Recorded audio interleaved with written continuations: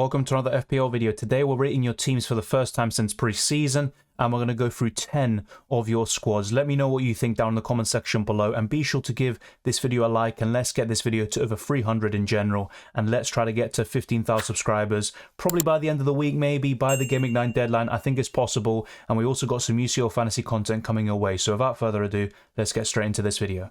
2 of the 10 teams sent in today are Gameweek 9 wildcard teams, and this is one of them, sent in by Sen. I have to say it's a very balanced squad, and what really stands out for me is the midfield and attack. I really like both of those aspects, but a few things to maybe improve on for this Gameweek 9 wildcard team is the goalkeeper. I don't think Gaeta's ceiling is that high, and despite the great fixtures coming up, I would actually still rather go for Nick Pope, and I do understand the reservations of going for Trippier and Nick Pope together, but you don't have to always play them every single week, and what they offer is the bonus points, the ceiling, the attack and returns for Trippier, and the saves for Nick Pope. And also, Leicester are awful defensively, so as much as Justin could become a good option, and he's decent offensively, I just don't trust Leicester to get a clean sheet at all right now, and I wouldn't go for Justin as a result. And if anything, you could go for Mark Gay, who's now 4.3 million, or Anderson at 4.5, and go for Nick Pope instead of Gaeta. And in order to do that, you could also find a downgrade elsewhere, but I personally wouldn't go for Gaeta, and I wouldn't go for Justin, especially him. I just don't like Leicester at all at this moment in time, apart from Maddison, who's the obvious pick, and I've always highlighted him, but anyone else is a no-go for this moment in time. And you could also consider the likes of Sufal, Anderson, as I said, Gay, Tarkovsky, and Saliba at some point, but for the moment I think you're fine. It's a really good wildcard squad, and if you back Crystal Palace defensively so much, then Gaeta's a good choice, and he's probably my favourite around 4.5 million, but I personally, like I said, would go for Nick Pope and a Crystal Palace defender instead of Gaeta and Justin. So that's kind of my take on it. And another kind of downside is having no money in the bank. Now, I've also done this myself. I don't really have anything in the bank. You want to use up your money and have the best team possible. But the reason why I'm going to highlight the money in the bank a lot of times in this video is having that money ready for the likes of Trent or Salah around Gameweek 12, and also to make these moves, because De Bruyne is blanking in Gameweek 12. That fixture between City and Arsenal is called off, and it will be very difficult to go from De Bruyne to Salah in that time period if you don't have money in the bank before then. So it's fine right now, but it's something to be wary of heading into that period of Gameweek 12. Let me know what you think, but I have to say it's a really good squad, but a few things to improve, and I think you'll be very well set until the World Cup. The next team is sent in by Marcus, and it isn't a Gameweek 9 wildcard squad, but it still looks fantastic, to be honest. And this is the best possible forward line, although I think there is maybe better value with the likes of Tony, Isak, or Solanke instead of Harry Kane. This is the best forward line on paper without taking value into account. And you also arguably have the best goalkeeper. For me, it is at this moment in time, but there's always going to be some debates about Gaeta and a few others, like Dean Henderson, for example. And you've got captaincy alternatives in Gameweeks 11 and 12. When Man City play Liverpool and blank, so instead of just captaining Haaland all the time, you have Harry Kane there ready just in case you need it. And Harry Kane actually plays Everton in Gameweek 11. He's got a good record against them, and Spurs demolished the Toffees last season. And what I also like is that you've got 2.2 million in the bank, so you do have a bit of flexibility, and you can easily get to the likes of Trent or Salah. Maybe getting both of them in at the same time will be quite difficult, especially in the case of Salah, and you'd have to make 2 moves, which involves downgrading Harry Kane, but it's not the worst thing. You've still got 3 game weeks before Gameweek 12 in order to think about the blanks for Man City and Arsenal, and you can always bring Salah in afterwards as well, because they are facing West Ham in that game week, and despite their woes, West Ham are still not too bad defensively. And what I would say as well with the midfield is that as much as Jarrod Bowen has some great fixtures, and he was fantastic last season, their attack in general has been very woeful, and Jarrod Bowen has only had 1 shot, I believe, all season in the Premier League, at least on target. An absolutely dreadful statistic, and I would just go for Zaha at some point. Maybe not now, but around Gameweek 10 or 11, you can easily get Zaha in for Bowen, and I think you'll be much better off for it. And I think the midfield can be bolstered in general. You've got Bailey and Andreas, which isn't ideal. It's not the worst thing, by the way. They offer good coverage when needed, but I think the midfield might be lacking as a result, just slightly. But even then, it's just nitpicking. It's a good squad, just like with the first one, and most of the squads, if not all, we're covering today. But those are some things I would talk about in terms of improving, and also the strengths that you have. The third squad is sent in by Marco, and this is a Game Week 8 wildcard team, but it'll be identical to what most people will be wildcarding to in Game Week 9 during the international break, despite a few hiccups potentially here and there with some injury doubts surrounding most of these key FPL assets. But you have most of the best options covered in most positions, despite maybe a few areas where I think you could go for a better player, for example, Tony instead of Isak, but that's a personal opinion there, and I could be wrong about that. And also, you've got Kevin De Bruyne, who in isolation is the best premium midfielder, but you have no money in the bank, and that's something to think about once again, mainly around Game Week 11 and 12, once you're approaching that blank between Man City and Arsenal. You've got 4 Man City and Arsenal players, but you could easily get rid of Kevin De Bruyne and or Martinelli, and I think De Bruyne would be the easier one to shift around, and you ideally would want to go to Son or Salah, who might be even better from Game Week 12 all the way to Game Week 17. And the 2 injury concerns you have are Patterson, with him being the major one, and Isak I don't think will be anything serious, but something else to monitor. And also, your transfer plans are looking very solid, I will say that. You've got Solanke, Tony and Zaha in your plans, and Zaha in for Bowen would be very easy. And as much as I prefer Tony over Solanke, I think Solanke could be even better because it could give you the funds you need to go for Trent or Salah. So personally, maybe consider going for Solanke instead, and I think you're well set for the rest of the first half of the season. Next up is the Flying Dutchman, and I believe you're right to roll the free transfer this week. I'd probably do the exact same thing in your situation. And it's a very easy move from Bowen to Zaha, which I've made clear in most of these examples. And I think every position is actually very strong. You're getting rid of KDB probably in time for Game Week 12. I think that's the right decision, to be honest, and I would advocate that because you've also got Martinelli and 4 Man City and Arsenal players, which could be a problem.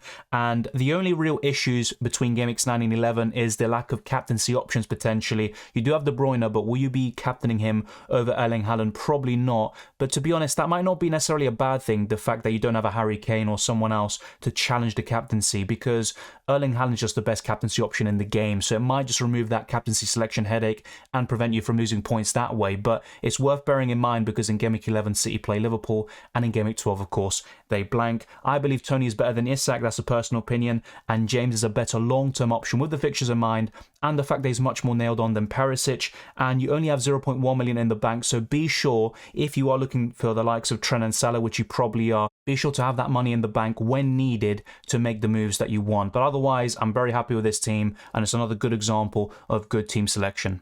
The next 2 teams will be identical, with the first one being from Zayn. You've got 1.1 million in the bank to get Liverpool players and have flexibility in general, which is good. You also have a relatively balanced squad, considering it's a freemium draft of Harry Kane, Haaland and De Bruyne. And you've got good squad depth, but the issues really for me are in the midfield. It's a very imbalanced midfield. You've got 3 unreliable options in my opinion. Andreas and Bailey are decent budget choices, and I like Andreas there to be on your bench, and when needed he can come on. But choosing one of those 3 to start most weeks, if not all, isn't ideal, and I don't trust Gordon. I would actually rather downgrade that position completely, or better still, look to upgrade, especially considering you only have Martinelli and De Bruyne as solid midfield options. And you could go to Zaha or Bowen, for example. I would mainly go for Zaha, of course, in for Gordon. And what you could also do to fund that move is go from Dyer to Sufal, Gay or Tarkowski around 4.3 or 4.4 million, and I think you'll be good to go there.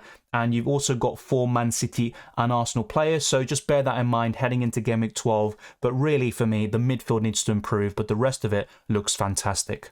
Here we have Aditya's team, and once again, identical to the last squad by Zayn. There are 2 key differences, and those are Perisic and Iverson instead of Dyer and Ward, but really it's just the exact same kind of thing here really. And you've got less money in the bank with 0.4 compared to Zayn, who had 1.1 million, so maybe a bit less flexible in terms of what you could do, but it's a really good squad overall. Once again though, I just wouldn't go for Gordon. I would rather just upgrade to Zaha and find ways of improving stuff there. And in your case, you've got Perisic, and I think he's a better pick than Dyer really when you look at the attacking threat and what he can offer, but Dyer's a safer pick, so to speak. But I would actually look to downgrade Perisic in order to upgrade Gordon, and I think you'll be good to go, just like with Zayn. And it's another good freemium draft, but I just have to say the midfield is a very important position, and I know the forwards have been shining so far this season, but I would still try to find that value, and for me Zaha up until Game Week 17 is a much better option than Gordon.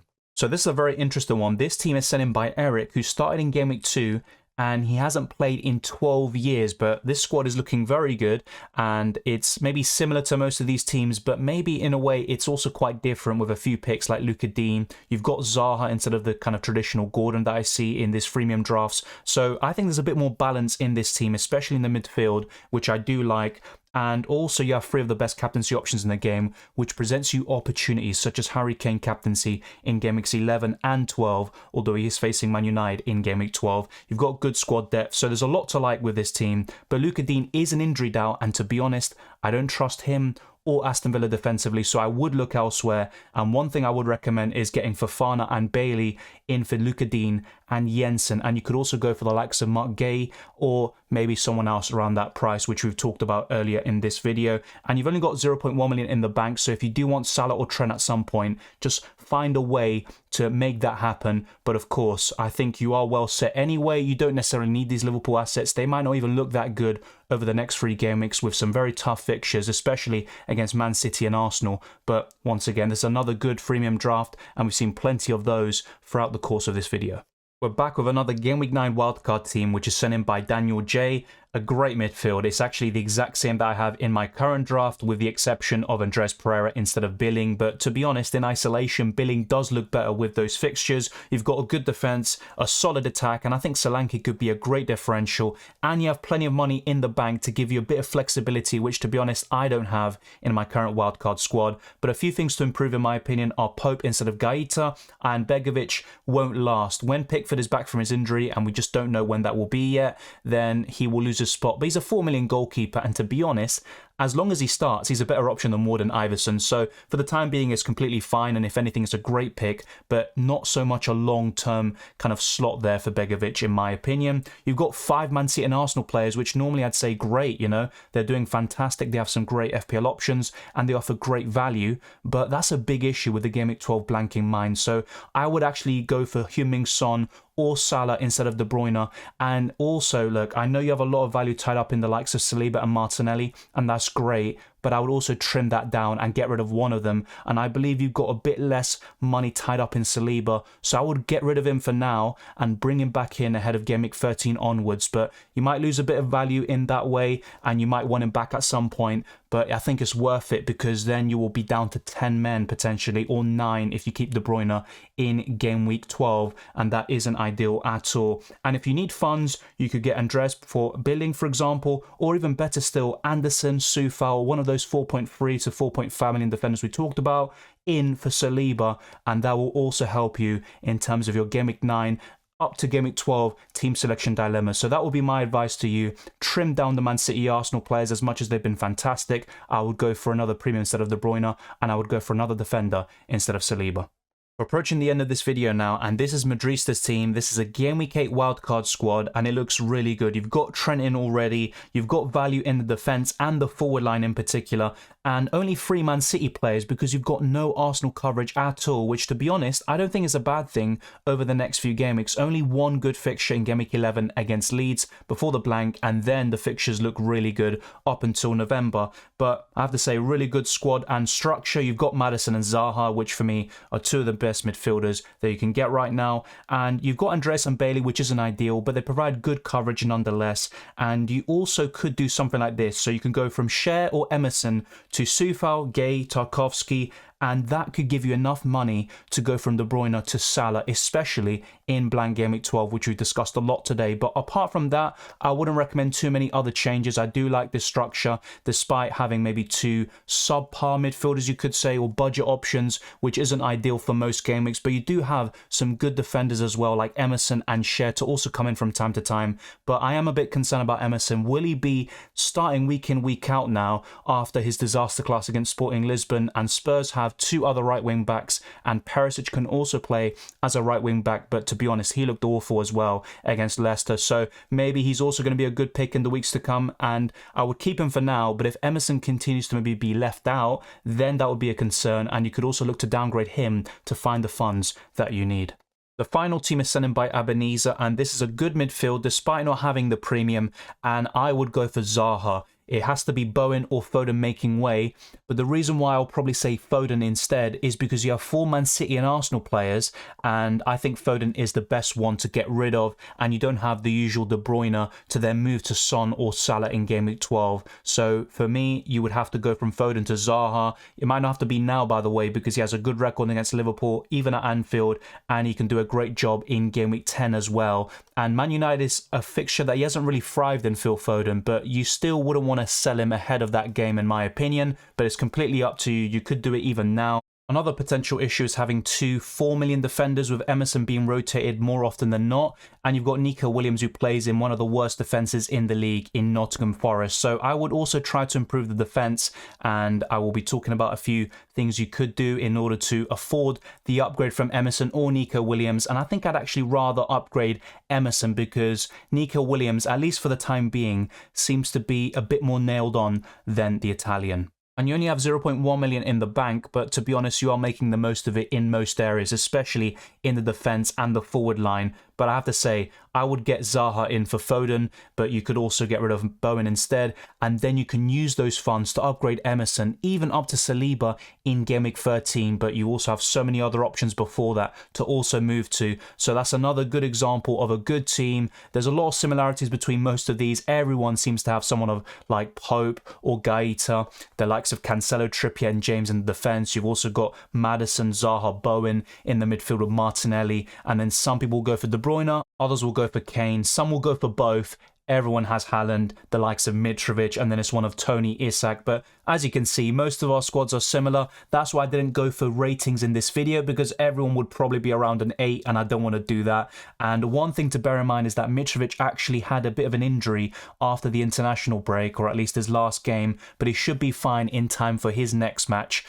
He had, I think, ice on his ankle, but he was also saying he should be fine. Let's wait and see what the doctors say instead, and maybe Fulham will be desperate to actually draw him out of the international break and have him ready back for the Premier League. But I doubt that will happen, and he should be fine. But it's something worth noting as well, with all the injury problems that seem to be plaguing us at the moment. So that's it. We've covered 10 teams, 2 of them being Game Week 9 wildcards, plenty of them being Game Week 8 wildcard teams, and some of them, maybe none of you have actually activated the wildcard just yet, or you did so a long time ago. But thank you very much for watching. If you enjoyed this video or found it useful, be sure to smash the like button and subscribe if you're new. Let's get this video to as many likes as possible. Over 300 is one target that we can set, and let's try to get to 15,000 subscribers. Let's keep on pushing. You can follow me on Twitter and Instagram, DylanRCM, and also check the links in the description below, including the Patreon, the channel memberships, the league, the FPL League, and also the Discord server. So be sure to check all of that out. I wish you all the best of luck for Game Week 9 and the rest of the season, and I'll see you next time.